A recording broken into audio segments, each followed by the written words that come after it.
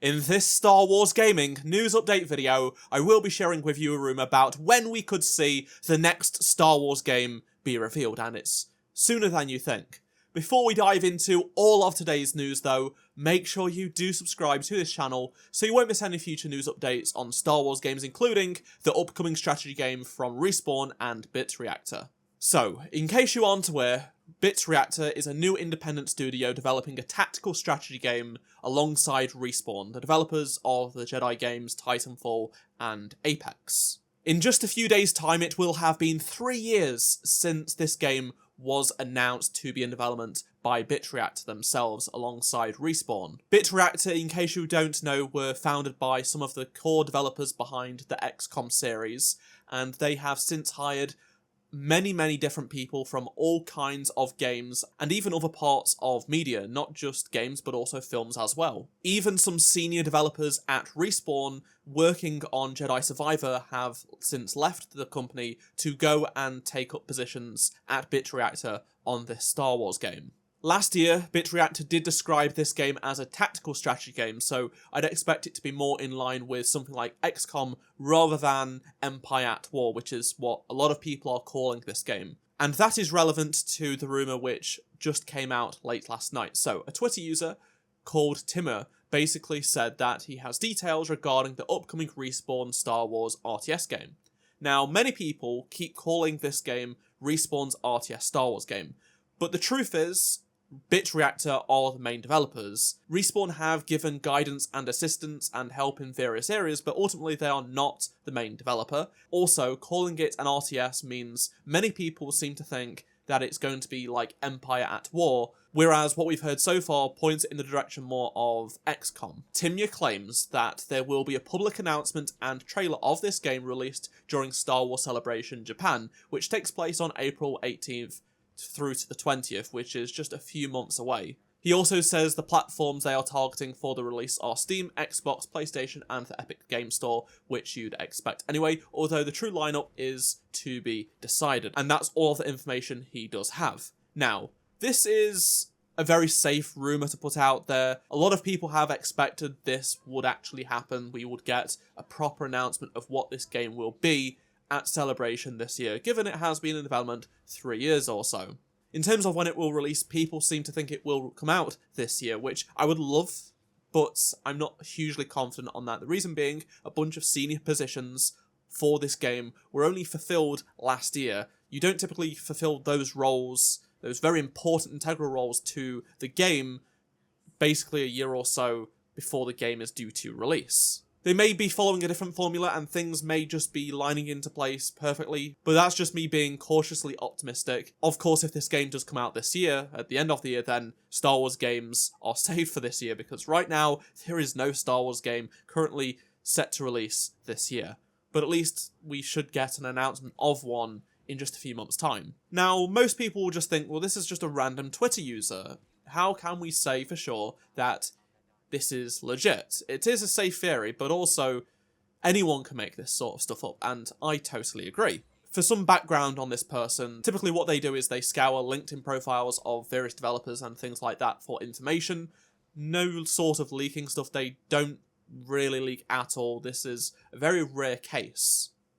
That said, they aren't just some nobody that has made a brand new burner account, said something, and then disappeared, which is what happened also yesterday with the KOTOR remake. Someone claimed that the developers behind Baldur's Gate 3, Larian Studios, was now developing the remake, which is not true. It was just a few months ago that we knew that Saber are still developing it. According to some people on Reddit, he has been incorrect a few times in the past, so again, you've just got to sort of be cautious when reporting on these sort of things. However, one thing that made me report on this, because again, these people on Reddit have said that this guy isn't always reliable if he does put out stuff that isn't strictly from, say, LinkedIn, is that Insider Gaming, who are extremely reputable, did say that this Twitter user did provide them with sufficient evidence that the claims were genuine from one source. Now, one source is not great. I have a bunch of friends that run websites, and typically they don't run a story until they have a second source to back it up, to make sure it is something that they can truly put their name on. This is a tricky situation because on one hand you do have this outlet that is pretty reputable with what they put out, not corroborating it, but also saying they've seen information and evidence that suggests that it is true. Another reason I tend to side with this rumour being true is that Bit Reactor did start up their blog at the end of December, and why would you necessarily start a blog for, your company and your potential upcoming game if you aren't going to talk about it for over a year, for example? This says to me they are getting prepared for an announcement at some point this year rather than leaving it till, say, at the end of 2025 or 2026, then announcing the game. They have done a bunch of interviews over the past couple of years, to be fair, but they haven't really delved into what the game is. They've sort of just talked about their philosophy of game design and where their headspace is for when it comes to making this game, which has been very interesting and very open as opposed to what we've had from the past over a decade, to be honest. It is really interesting to me having an independent studio develop a Star Wars game, a AAA Star Wars game. They aren't beholden to someone like EA or Ubisoft. They are completely independent, and whilst they are working with Respawn, they aren't owned by EA or something like that, so they are just making the game they want to, how they want to. I also don't think people are giving this game enough credit purely because it is potentially something that's going to be similar to XCOM because it isn't a first-person multiplayer game. They could be doing some very interesting stuff, and it sounds like that they are. They want to make this game great for everybody, and I am very much looking forward to hearing exactly what Bit Reactor are cooking up directly from themselves, hopefully at Celebration just a few months' time.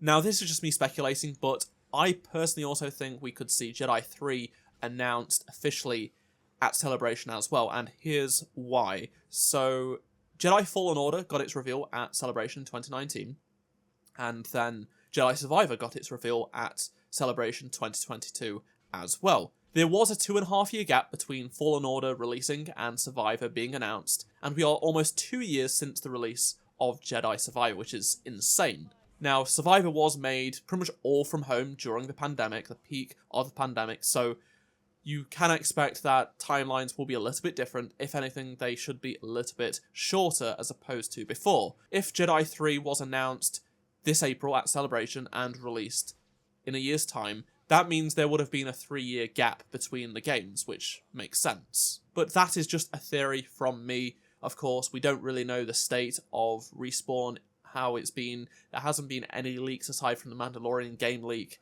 which did happen last year and then ultimately got cancelled.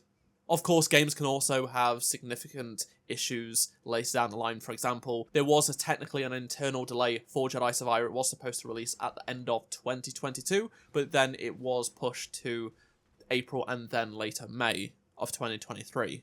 The same could also be said with Bit Reactor's game. Again, it's a smaller team, it's a new team, anything could happen. It's games. These sort of things do happen. But if they do announce this new game, even if it doesn't have a release year, it's something, but I really do hope they do come with something that isn't just, say, a CGI trailer and nothing else, which is what we have been subjected to for so long now. The KOTOR remake, Star Wars Eclipse. Only Star Wars Outlaws did a phenomenal job of announcing the game and its marketing cycle. I would love to hear your thoughts on anything I have talked about in this video, so please do let me know down in the comment section below. I personally don't think we will see anything outside of this game and maybe Jedi 3 at Celebration in terms of games, but I would love to be wrong. I'm just trying to be cautious with my predictions because we so often are disappointed, even if we can't be much more disappointed when it comes to Star Wars games, given what we've been subject to by these publishers. If you enjoyed this video, please do drop a like, subscribe so you don't miss any future Star Wars game news updates, and if you did miss any of my previous videos, click on the playlist on screen right now, and I shall see you in my next video. Goodbye.